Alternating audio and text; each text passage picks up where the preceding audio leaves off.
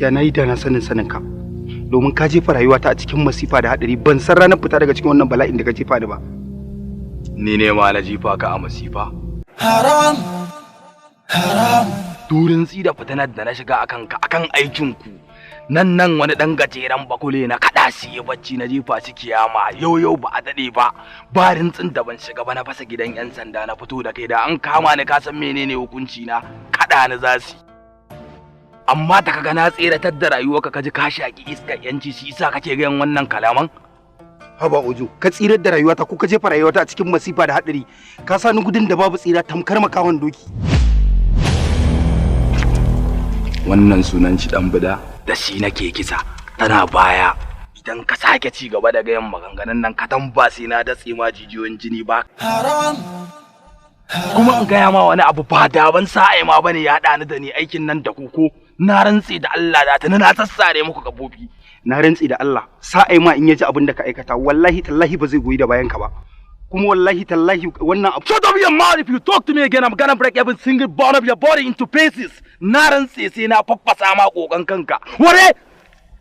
Ai za mu haɗu ne. Haram yake in kayo cuta, haram ne yake in aka ma cuta, haram ne in kayo. Haram. Kisan ɗan sanda a bainar jama'a wannan aiki ne na ƙananan shegu. Haram. Wai ma da wai inna yara ka je kai aiki har ka fasa ƙaramin ofishin 'yan sanda ka kwato Ahmad. Haram yake in kayo cuta, haram ne yake in aka ma cuta, haram ne in kayo keta, haram ne in. Ya zama dole ka gaya mu. Na ka samu tawagar yaran da kai wannan aikin da su.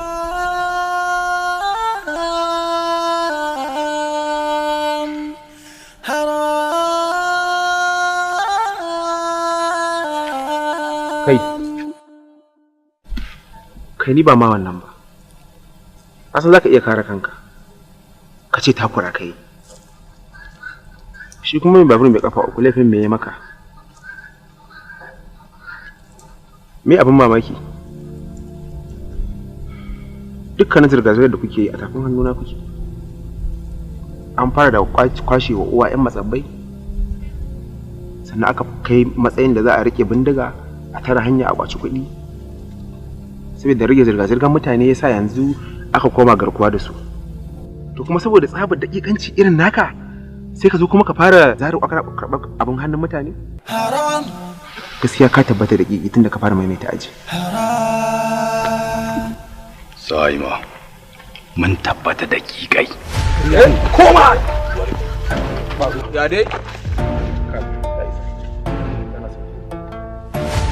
Tsaronku, ban da shi. Sa'ima, bara an gaya ma wata magana.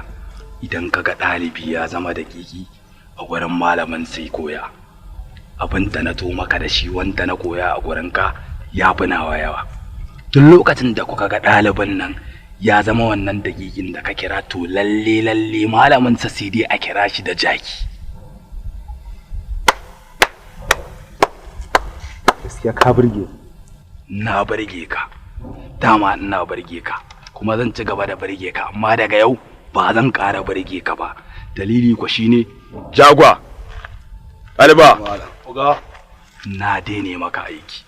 Gashin kai na zan raka ci. Ni ma oga ne. Idan hukuncin bai maka ba za ka iya biyo ni mu fafata a gaba da gaba.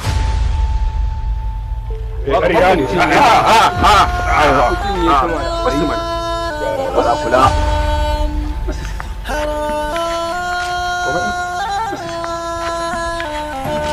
Sha'aima, wallahi ba Ojo ne mana wannan cin mutuncin ba kai ne kai mana. Ya za a yi Ojo ya zo ya maka wannan cin mutuncin kuma mun bar shi ya taɓa kan ƙafafunsa. Akwai tsanani a rayuwa in ka tsinci. Guza hana wankan gefe. Sha'aima. Shi wannan yaron tsakiyar ruwan ya shiga yake yin wanka. Abin da sa na ƙina bar hukuncinsa a hannunku saboda ya riga ya ƙone. Ina so sai na fara ƙona shi da kaina tukunna. Sannan sai na ɗauki matakin da zan ɗauka a kan shi.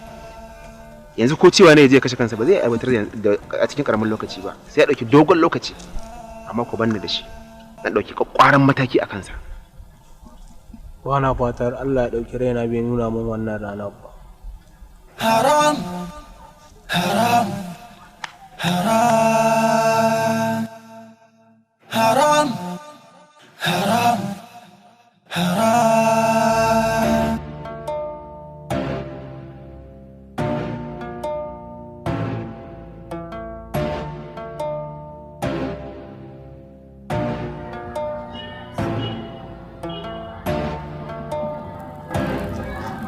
Kana ji? Bari in je in duba ciki in gani ko likita ya zo shi. A'a, ina za ki je kuma? Ina katin awo? Ko ba ta yi awo ba? Rudewa ne ta saka duk na manta katin nan a gida, amma bari in je in nemi alfarma, na san za su iya karɓar ta haka. Na, ba su taɓa karɓar ta ba. Babu asibitin da zai karɓe ta babu katin awo. Haka tsarin yake shekara da shekaru. Kai dai bari in je in jarraba mu gani. To shikenan, ba da mu. Ake yi.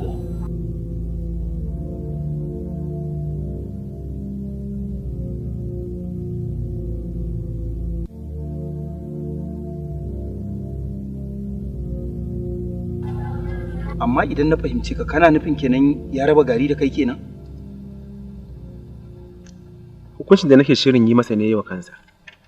To amma kafin ya hukunta mu, amma ka san Usman yana hannunsa? Ina sane kuma kodar ba na yi, domin ba shi da wata dama da zai iya samu akan ta hanyar rike shi. To amma idan zaka iya kare kanka daga farmakin sa, mu ya zamu kenan? Haram, haram. Tambaya ta ma kake yi? To ku je ku kwanta ran gaban ku ɗaya bayan ɗaya yana yankawa. Da tun dama ba ku shirya ba ku shigo sana'ar tallar rai. Inna lillahi wa inna ilaihi raji'un. Gaskiya ni nayi da na sani tsinta kana a cikin wannan halin. Tun yanzu ai baka ga komai ba, tukunna sai nan gaba yaro. Amma da wa za a kai gaba? Gaskiya ni na yanke shawarar zan fita daga cikin wannan duhun gaskiya. To sai ka shirya kare kanka daga farmakin mu. Ina nufin bangare na Ojo. Sannan ka shirya amsa wa hukuma tambayoyin da za ta yi maka. Ba dai tawagar ka ta fasa ofishin ta kwato ka ba? Haba, ni dai ba tawaga ta ba, tawaga Ojo ne. Yaro man kaza, idan ya ji rana ya narke, to ai Ojo kansa yau aiki ba kai ba. Domin idan kai kana hannun 'yan sanda bai taɓa samun nutsuwa ba. Bakar kasuwa kenan. Idan ka siyar, ka rabu damman naira. Idan ka faɗi, akai wa ƙasa ajiyarka. Ta tabbata ya kashe wayarsa kenan. To ba zai yiwu in girbi abin da suka shuka ba.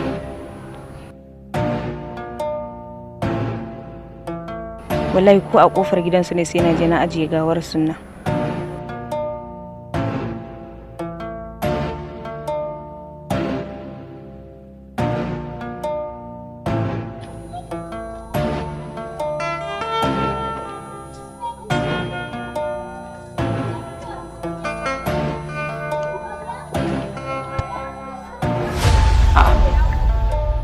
Ina zaki?